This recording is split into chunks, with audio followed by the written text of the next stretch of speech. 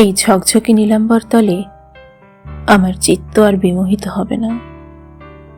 সবুজের হাতছানি, মাটির সোঁদা গন্ধ, স্নিগ্ধ শীতল মিহির, সবকিছুই সেদিন হবে দূরের এক মায়া। তবুও সেদিনও আমার ইচ্ছে জাগবে বিষণ্ণ অপরাহ্নের আলো ছুতে, কুয়াশার চাদরে আচ্ছাদিত সকালকে ভালোবাসতে, শরতের নীল আকাশে স্বপ্নের ভেলা ভাসাতে। সেদিন শুধু আমি থাকবো না, থেকে যাবে আমার অভিলাষ, থেকে যাবে প্রকৃতি মানুষই, নীরব অথচ চিরন্তন।